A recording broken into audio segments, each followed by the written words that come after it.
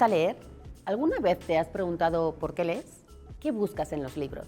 Mejor aún, ¿qué encuentras en ellos? A menudo escuchamos decir que leer es bueno, que deberíamos leer más. ¿Por qué? ¿Qué hay en los libros que tanto nos recomiendan acercarnos más a sus letras? La respuesta está en lo que mueve nuestro interior, en nuestros sentimientos, nuestro pensamiento. Y es que sí, ciertos libros nos hacen pensar, descubrir, cuestionar, debatir o incluso indignarnos, sentir. Porque la literatura no solo entretiene, también nos educa emocional y éticamente. Y en ese proceso es una gran compañera de vida y a veces, también hay que decirlo, una piedra en el zapato para algunos ámbitos como la democracia y la justicia, temas que nos ocupan aquí.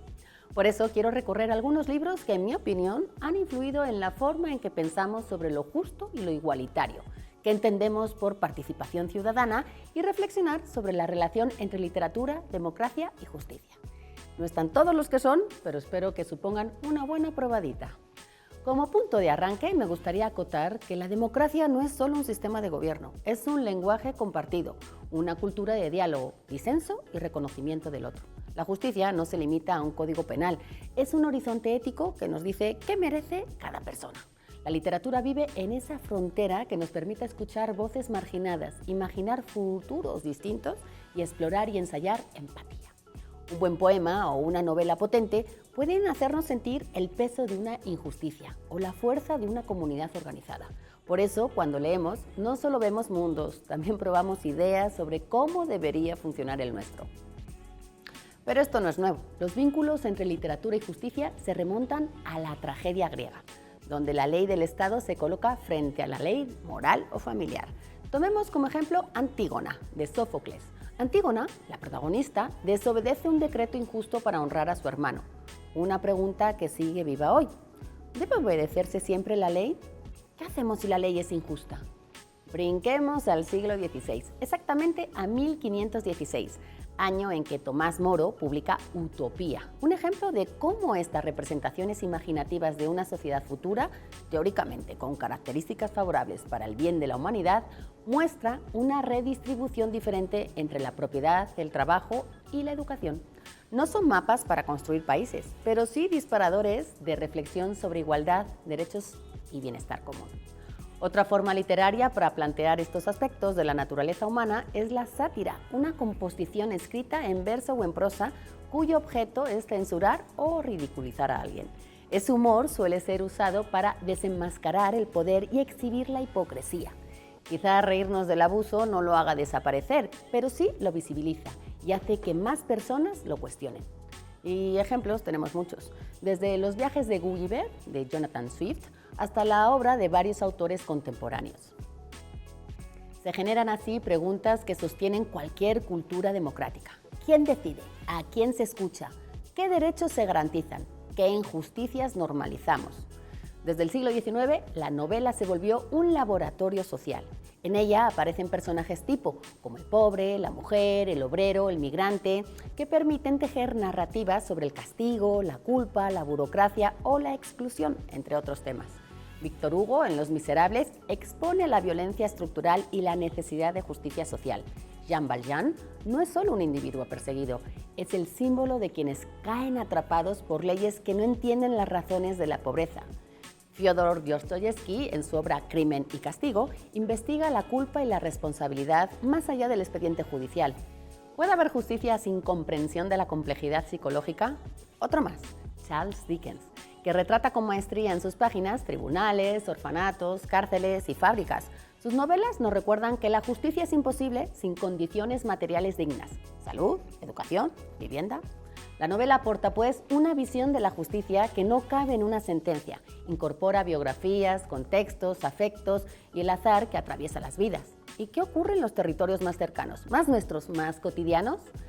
En América Latina, la literatura ha sido testigo y denuncia de dictaduras, desigualdades y violencias. Varias obras han servido como memoria histórica y como herramienta crítica. Grandes plumas, como Elena Poniatowska con La noche de Tlatelolco, reúne testimonios del 2 de octubre de 1968 en México. El libro es un conjunto de voces que cuestiona versiones oficiales, dignifica a víctimas y convierte la literatura en ejercicio de ciudadanía. Recordar para exigir verdad y justicia. Rosario Castellanos, por su parte, problematiza en su obra, presentada en poesía, novela y ensayo, las estructuras patriarcales y raciales, impulsando una idea de justicia que incluye a mujeres e indígenas. Su literatura abre preguntas sobre quién queda fuera del nosotros democrático. La de Juan Rulfo, autor de El llano en llamas y Pedro Páramo, no es una literatura política en el sentido tradicional, pero su mirada sobre el abandono, la violencia rural y los silencios históricos confronta al lector con la deuda de justicia que arrastran territorios y comunidades. También José Revueltas lleva a la novela y al ensayo la crítica al autoritarismo y a la alienación. Su obra exige una democracia que vaya más allá de las formas y el ataque de estructuras de dominación.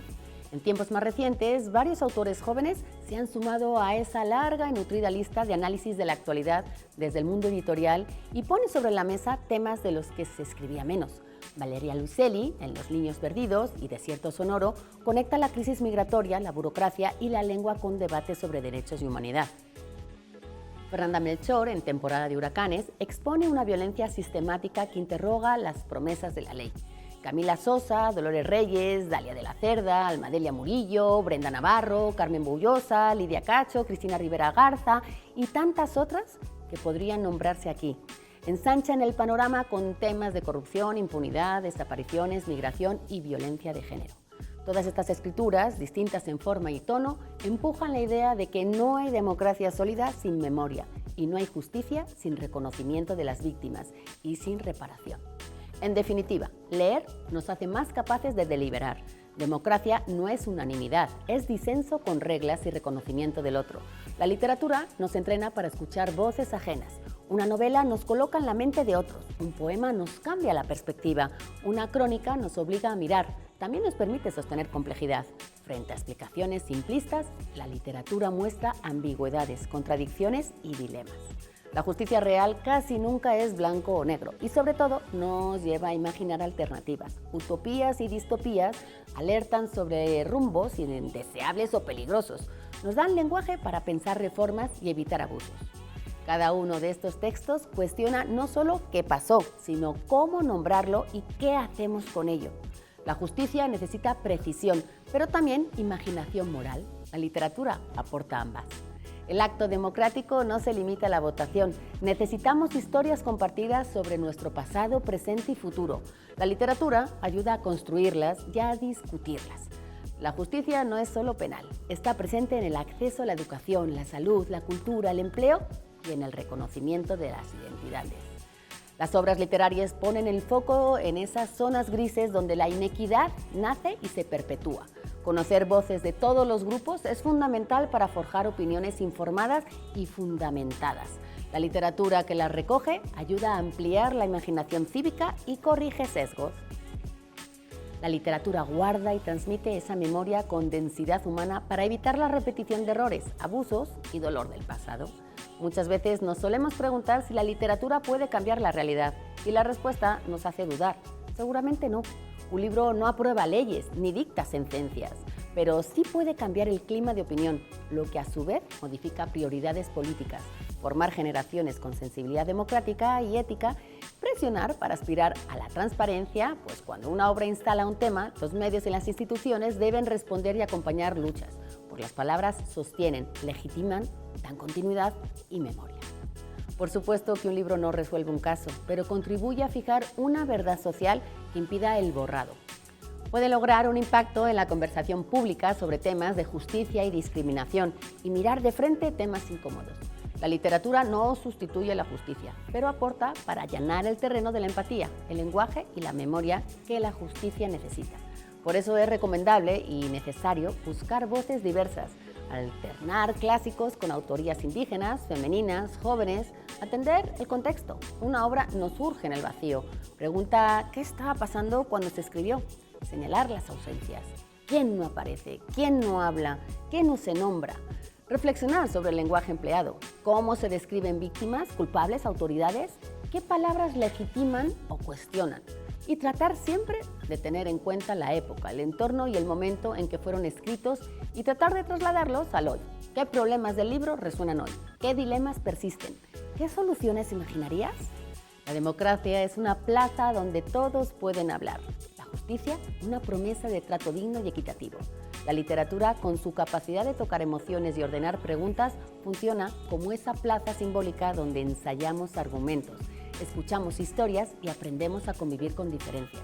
No se trata de tener la razón, sino de poder conversar. Y para conversar bien, necesitamos palabras claras, memoria viva y disposición a mirar lo difícil. Leer también es participar, es hacerse cargo de la historia y del presente. Es, a su modo, un acto democrático que empuja a la justicia hacia un horizonte menos lejano.